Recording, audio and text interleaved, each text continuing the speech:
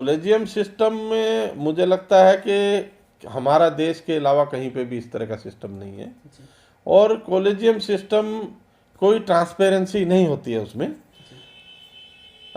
उपराष्ट्रपति जी जगदीप धनखड़ जी ने जो इशू उठाया बहुत अहम इशू है। जो कॉलेजियम सिस्टम है, ऐसी व्यवस्था के लिए बाबा साहब डॉक्टर अंबेडकर ने जब संविधान को पायलट किया तो आई थिंक 25 या 26 मई 1949 को बाबा साहब ने संविधान सभा में बोला है कि किसी भी व्यक्ति को हम कोई पावर नहीं दे सकते, क्योंकि जो पावर है वो इंस्टीट्यूशंस को दे सकते हैं।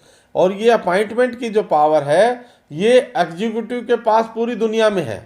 हालांकि मैं बीजेपी का आदमी नहीं हूँ, बीजेपी से मेरा मतभेद है, लेकिन मैं ये मानता हूँ आज बीजेपी रूल कर रही है तो बीजेपी को जज अपॉइंट करने की पावर होनी चाहिए।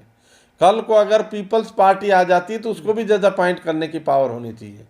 ये नहीं है कि भाई वो एक नया सिस्टम बना के आप एक कोटरी बन जाती है, उसमें वो जिसको सही समझते हैं जिसको गलत समझते हैं उसके हिसाब से अपॉइंटमेंट करते हैं। अपॉइंटमेंट जो भी एग्जीक्यूटिव पावर में होगी उसके ऊपर इसका होना चाहिए रिस्पॉन्सिबिलिटी, क्योंकि हमारे संविधान में भी लिखा है कि चीफ जस्टिस से कंसल्टेशन होगा। जब वो किसी जज को अपॉइंट करेंगे तो उससे कंसल्टेशन होगा।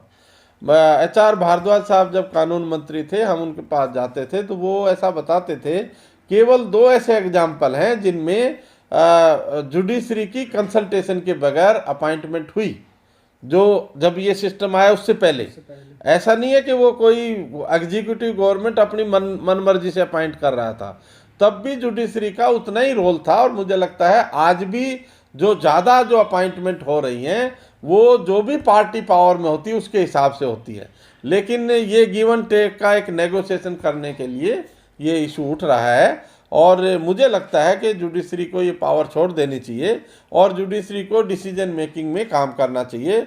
क्योंकि जब वो इस पावर पहले एक जज का एक मंत्री से मिलना बहुत इम्पॉसिबल होता था। आज क्योंकि ये सारा पॉलिटिकल काम जो जजेज कर रहे हैं तो जजेज का उनसे इंटरेक्शन बहुत ज़्यादा है, जिसकी वजह से जो गरीब आदमी के जो राइट्स जो प्रोटेक्ट करने का जुडिशरी का काम था वो उतना अच्छी तरह से नहीं हो पा रहा। इसलिए ये जो एग्जीक्यूटिव और जुडिशरी का मेल मिलाप इतना ज़्यादा नहीं होना चाहिए। मैं इस ओपिनियन का भी हूँ।